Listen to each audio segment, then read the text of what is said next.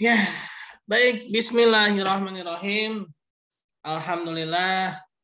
Alhamdulillahilladzi arsala rasulahu bil huda wa dinil haq liyuzhirahu 'ala dinihi wa kafa billahi syahida. Asyhadu an la ilaha illallah wa asyhadu anna Muhammadar rasulullah nabi ba'da ma ba'du. Rabbi shrah li sadri wa yassir li amri wa hlul 'uqdatam min lisani yafqahu qawli.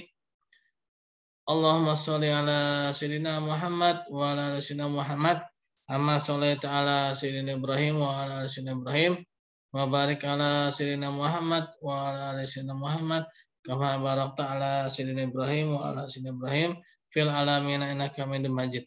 Baiklah teman-teman, kita alhamdulillah bisa jumpa lagi pada pertemuan yang kedua ya, mengenai desain web ya. Ini sebenarnya lebih kepada ke ilmu desainnya aja sih ya. Ini juga sebagai ilmu pengantar aja ya teman-teman ya.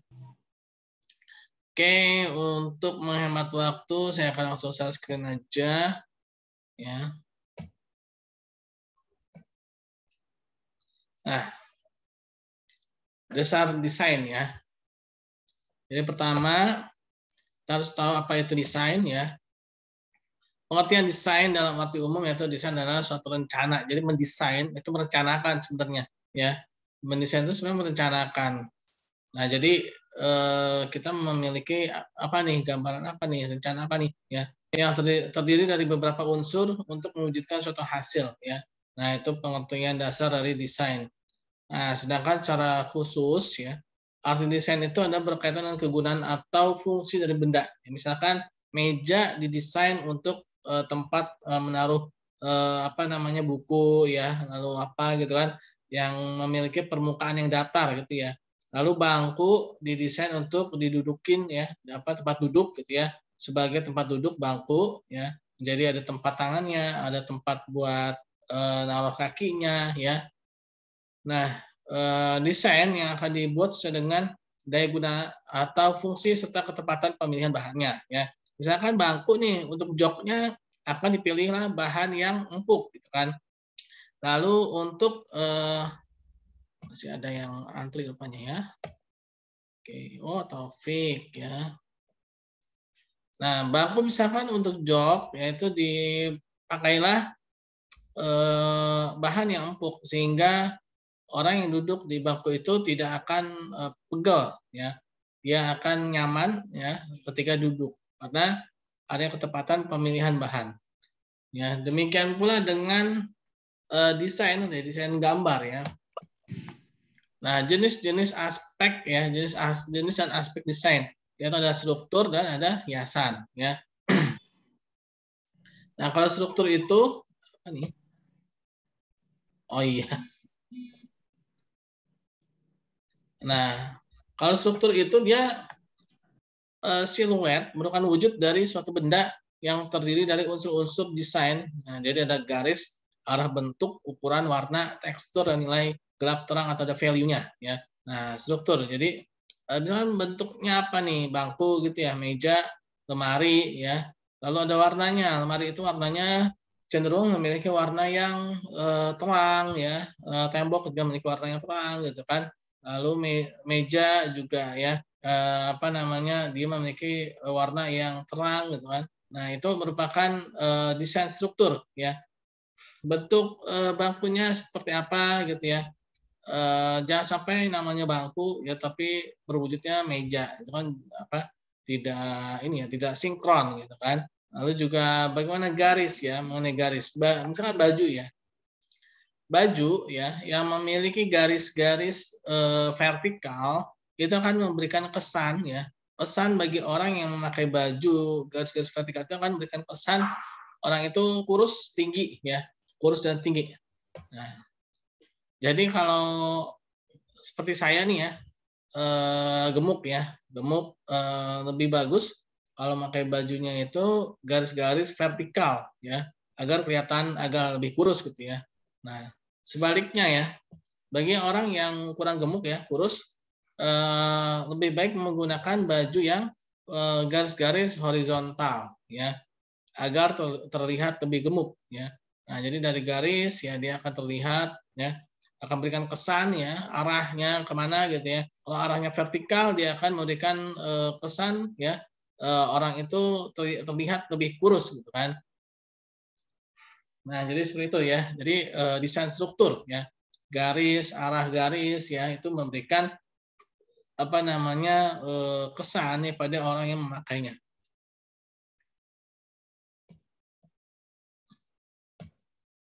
Lalu ada desain hiasan. Desain hiasan punya sifat atau tujuannya ya. Nah, contoh misalkan pohon ya bunga ya, bunga.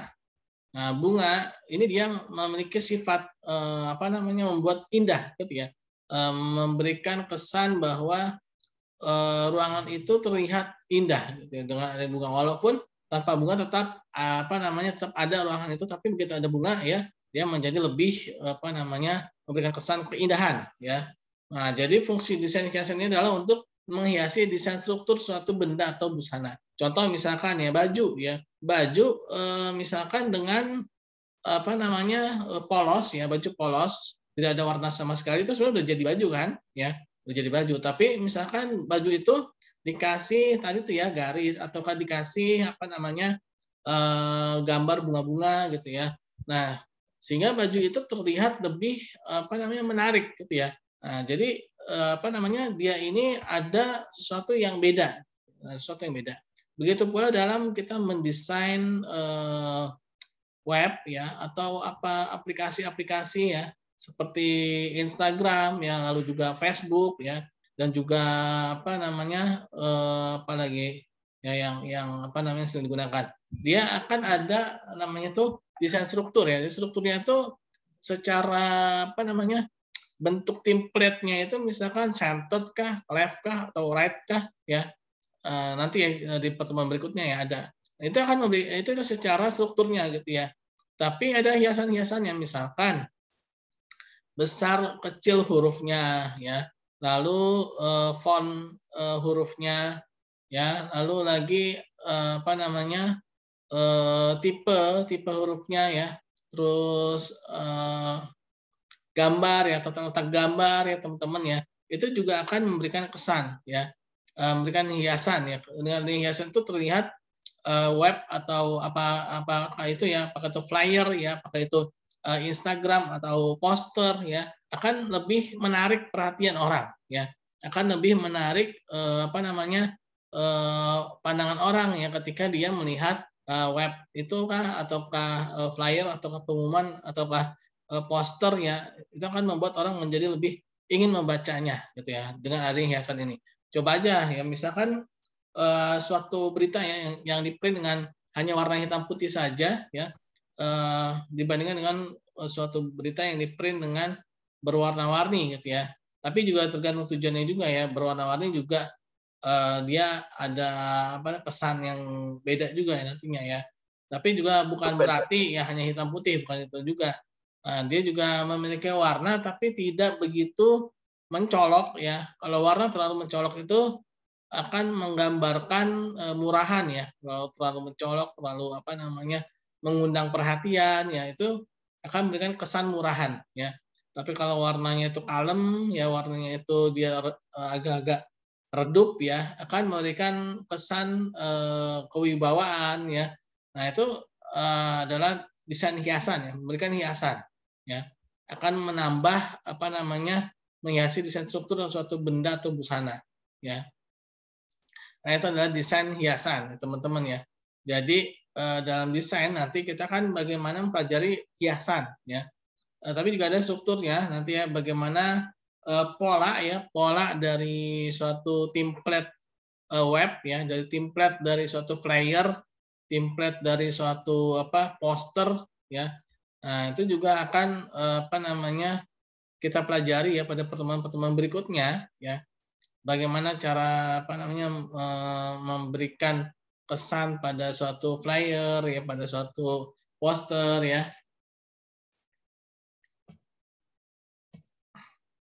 Nah, ini contoh. Contoh desain struktur dan desain hiasan. Nah, strukturnya bantal ya. Nah, struktur dasar itu bantal. Nah, bantal dikasih hiasan berupa bunga-bunga ya. Terlihat lebih indah pastinya ya. Nah, kalau ini tas nih ya. Nah, gambar tas ini nih dia hanya struktur aja sebenarnya ya, kalau gambarnya ya. Tapi kalau dari ini sih tas ya. Ada hiasannya tuh buku ya, terus apel ya, terus ada penggarisan ya, lalu ada lagi apa nih? Pensil ya, pisang ya, terus ada apa nih handphone apa nih ya. Nah, ini adalah desain struktur. Nah, ini desain hiasannya. Lalu ada lagi desain apa nih taplak meja ini ya. Nah, ini taplak meja ini adalah struktur taplak meja ya, lalu ada jahitan ayam ya, ada apa bunga-bunga ya. Nah, begitu pula dengan desain lukisan ini ya. Nah, ini ada bunga-bunganya. Nah, ini adalah desain hiasan ya. Desain hiasan. Nah, itulah apa namanya desain dasar ya, struktur dan desain hiasan. Nah, nanti pertemuan berikutnya akan kita bahas lebih apa namanya, lebih mendetail lagi teman-teman ya. Atau mungkin ada yang mau ditanyakan teman-teman mengenai ilmu desain dasar ini?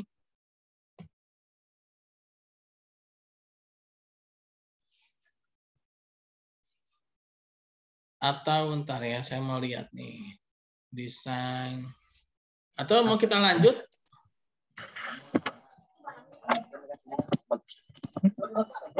Nah, desain yang kedua mana ya? Oh, ini dia nih. Kita teman-teman ya. Mau lanjut? Lanjut, Pak. Lanjut aja, ya. Pak. Nah.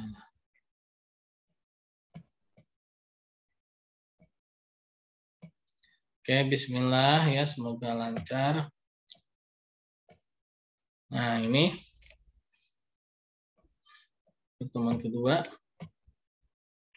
Nah, jenis kalau ini mengenai webnya ya, kalau ini mengenai webnya. Jadi ketika mendesain itu kita juga harus menyocokkan ya dengan webnya. Ini ada apa namanya berbagai jenis web ya, berbagai jenis situs website ya yang kita kenal ya. Jadi dalam apa namanya web itu dia ada sebagai apa alat pemasaran ya. Jadi dalam mendesain itu kita juga harus melihat bagaimana apa namanya mendesainnya ya. Terus dalam web itu ada namanya halaman URL atau halaman situs web yang dapat menjadi aset pemasaran tersendiri ya sesuai dengan posisi yang diinginkan ya. Nah, web itu ada halaman web apa namanya untuk pengunjung ya, terus juga letak isi itu tidak perlu terlalu banyak ya, cukup simpel tapi bisa menampilkan latar belakang perusahaan ya. Nah, jadi ketika kita mendesain juga jangan terlalu apa ya penuh gitu ya, jangan terlalu penuh, tapi simpel tapi dia bisa menggambarkan secara representatif ya. Nah, terus juga halaman web harus mengesankan pengunjung ya, terus juga letak isi ini sama ya. Oke, lanjut ya. Nah, adanya nilai tambah ya pada mendesain. Sebuah situs web yang dibuat hanya sebagai nilai tambah. Mungkin jadi gini, dulu ya, apalagi ketika awal-awal tahun 2000-an itu kalau seorang atau perusahaan punya web itu dianggap bonafit ya, tapi kalau sekarang mungkin udah lebih ke medsos ya, kayak Instagram, terus Facebook, terus apalagi YouTube ya. Nah, kalau dulu tuh punya ini nih www apa gitu kan .com ya. Nah, wah Bonafit tuh punya situs webnya ya. Nah, ini hanya untuk mengikuti tren aja sebenarnya ya, agar lebih modern gitu kan. Nah, padahal dalam mendesain web itu dia hanya melihat adanya alat marketing aja, gitu, alat untuk menjual aja, alat untuk mengenalkan. Jadi daripada si pemilik perusahaan atau si pejabat yang berkaitan dengan perusahaan itu menjelaskan perusahaan itu secara berbusa-busa gitu kan, mendingan dia tinggal bikin webnya aja. Ini loh, tinggal klik nih www itu gitu kan. Nah, udah terbuka gitu kan. Baca dia sendiri gitu ya. Nah, jadi hanya sebagai apa namanya alat memperkenalkan ya. Nah, juga sebagai referensi atau informasi tambahan. Ya. Jadi kalau misalkan ingin informasi mengenai apa nih susunan struktur organisasi perusahaan itu gitu kan. Jadi tidak usah lagi di apa namanya ditanya-tanya gitu kan, bahkan bisa jadi kita yang ditanya ya. Nah, kamu ngelamar di sini tahu belum siapa di rootnya, kamu udah tahu belum siapa komutnya gitu kan. belum tahu. Ya, kamu gimana sih nggak buka webnya ya? Nah, tuh buka tuh di webnya tuh, gitu kan. Lalu penggunaan web dirancang semudah mungkin ya. Nah, jadi tinggal klik kebuka gitu kan. Jangan sampai web ini dibuat orang tuh jadi bingung. Misalkan nih toolbar-nya ya itu gimana gitu kan, susunannya ya. Nah, itu juga harus kita buat secantik mungkin ya. Apakah itu dia center ya di tengah gitu kan, atau dia di left ya. Bagaimana kita ngatur yang left-nya tuh yang bagusnya kayak gimana, atau yang right-nya ya. Nah, itu merupakan ilmu mendesain. Nah, ada lagi katalog. Nah, katalog ini juga merupakan alat untuk memperkenalkan ya. Nah, ini juga bisa kita desain juga bagaimana katalog ini bisa memberikan informasi yang lengkap ya, yang istilahnya itu bisa merepresentasikan produk-produk dari yang kita jual ya. Nah, ini juga sebagai marketing tool juga ya. Terus juga harus user friendly ya, gampang digunakan ya. Katalog-katalog online ya. Mungkin kita sering buka tuh marketplace itu sebenarnya katalog online ya, ketika kita buka misalkan Shopee, Bukalapak ya, terus apa lagi Tokopedia ya. Nah, dari situ kan kita lihat toko-tokonya tuh dia sebenarnya udah langsung ngasih katalog kan. Nah, ada lagi e-commerce ya. Nah, ini ilmu desain juga merupakan alat bantu untuk e-commerce juga ketika kita mendesain sesuatu web atau suatu aplikasi gitu ya.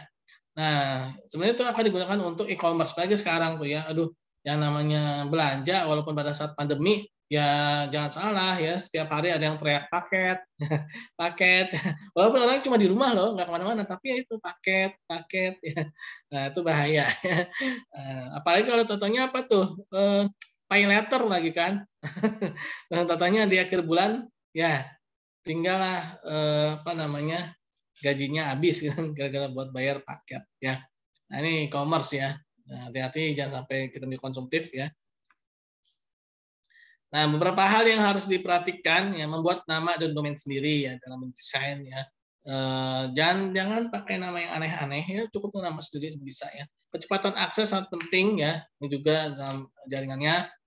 Terus juga jangan terlalu banyak menggunakan animasi yang bergerak karena menghabiskan memori ya. Dominan server yang bagus ya, tampil memiliki kesan profesional. Nah, ini tampilan situs memiliki kesan yang profesional, jangan sampai terlihat yang murahan ya. Walaupun biayanya murah tapi bukan berarti jadi murahan ya. Nah, adanya email balasan, cara pembayaran yang selengkap mungkin, pencarian yang memudahkan pengunjung, proses transaksi yang cepat dan mudah ya. Nah, ada lagi e-learning. Nah, sekarang sebenarnya e-learning ya. Nah, e-learning yaitu pembelajaran secara digital ya. Nah, sekarang sebenarnya kita sudah mempraktekkan e-learning itu ya dengan cara YouTube ya. Terus apa lagi? Ruang Guru kah? Apakah itu ya? Nah, itu banyak ya yang dipergunakan pada saat sekarang ya dengan e-learning ini. Kalau ini ada Siakat ya, itu juga e-learning juga sebenarnya ya. Ini juga merupakan e-learning ini juga merupakan salah satu yang yang disupport ya oleh ilmu desain ini ya, karena ketika desainnya itu bagus ya, e-learning itu walaupun mungkin cuma PowerPoint, walaupun hanya tulisan ya, tapi karena desainnya bagus, orang melihatnya jadi tidak jenuh ya kan.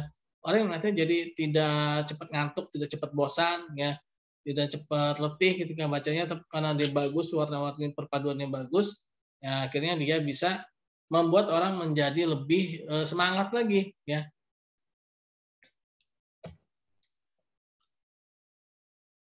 Nah, syarat yang harus dipenuhi yang sederhana ya, yaitu tidak membuat peserta didik itu memanfaatkan menu yang ada, jangan terlalu ribet gitu kan. Harus buka ini ya. Nah, akhirnya malas dah gitu kan. Nah, harus cepat. Cepat itu artinya dia secara IT sebenarnya dan juga pelayanan ya. Jadi ketika ada keluhan ya itu juga harus cepat mendapatkan solusi ya. Lalu personal, peserta didik dapat berkomunikasi secara baik ya. Nah, seperti sekarang ini sebenarnya personal ya, bisa berkomunikasi langsung dengan saya gitu kan. Nah, itu adalah mengenai webnya ya, dalam mendesain webnya. Lanjut pecahan depan ya. Oke, teman-teman. itu adalah sedikit materi ya, ada 2 ya. Tadi mengenai desain dasar dan juga mengenai desain web ya. Yang mana berbagai macam web yang dapat didesain oleh kita itu dengan tulisannya kah ataukah dengan template-nya ya, strukturnya ya. Lalu dengan hiasan-hiasannya ya, seperti warna tulisan, background-nya ya. Nah, itu semua akan memberikan kesan ya pada orang yang melihatnya. Oke, ada yang mau ditanyakan?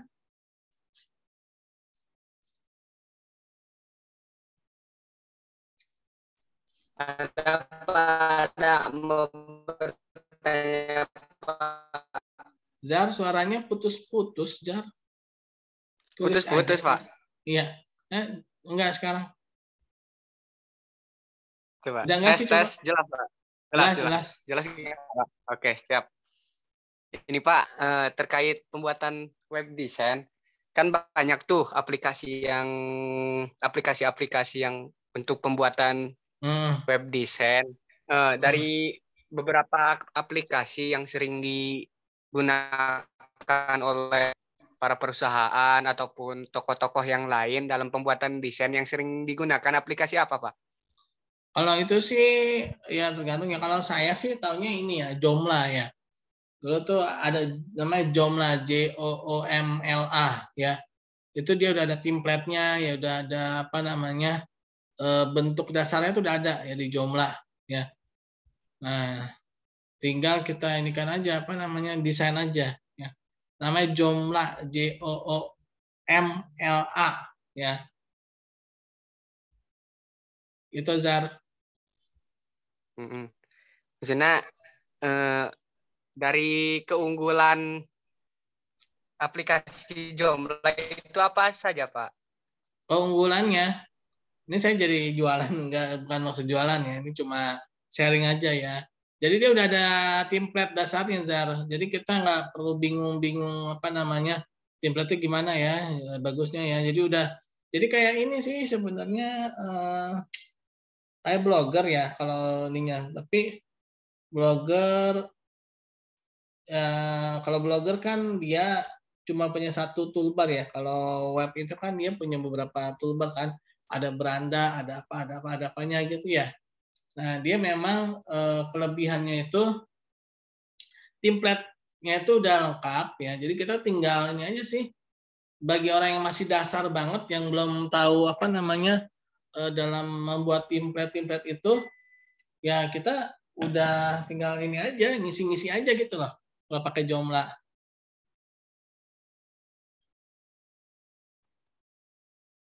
Jadi gitu, Zar. Jadi nggak pakai Oke, Photoshop Pak. kayak gitu, Pak? Ya, pakai apa? Jadi Photoshop kayak kalau gitu. Kalau pakai Joomla mah enggak. Oh, kalau Photoshop kan sebenarnya buat bikin gambar ya. Kalau itu kan dia buat ininya ya. Photoshop itu kan buat apa sih?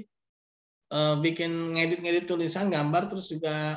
Jadi beda ininya sih, apa ya? Kalau bilang tuh beda dasarnya ya. Kalau Photoshop beda, kalau dibilang beda apa sih? Beda bab lah ya. Kalau Joomla itu buat di webnya, kalau Photoshop tuh buat di bagian gambar itu beda ini ya.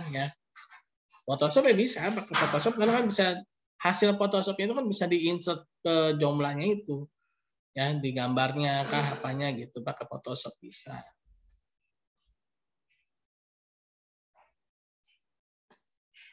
Harus ribet lagi bukan, Pak? Berarti Pak, kalau pakai Joomla nggak harus nyari template-template lagi ya kan, Pak? Iya.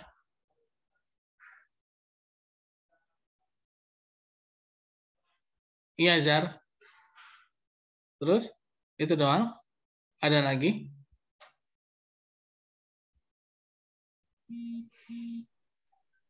Selain Joomla, Pak, ada lagi aplikasi yang sering digunakan? Jarang sih ya, mengeksplor web ya, apalagi sekarang udah jarang ya orang pakai bikin web ya. Sekarang tuh lebih ke video sih ya. Terus ada, tapi itu kan buat perusahaan-perusahaan besar ya. Biasanya itu khusus untuk IT aja sih, orang-orang IT yang bekerja di perusahaan besar ya. Dia mungkin banyak tuh iniannya. Cuman kalau buat saya yang masih isinya cuma personal doang ya belum begitu banyak memahami ya mengenai aplikasi yang lain gitu ya. Karena memang yang pernah saya gunakan tuh ya Joomla itu. Itu sih Zar.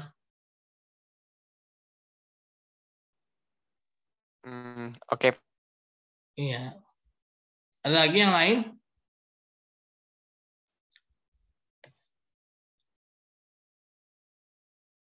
Yang ingin ditanyakan?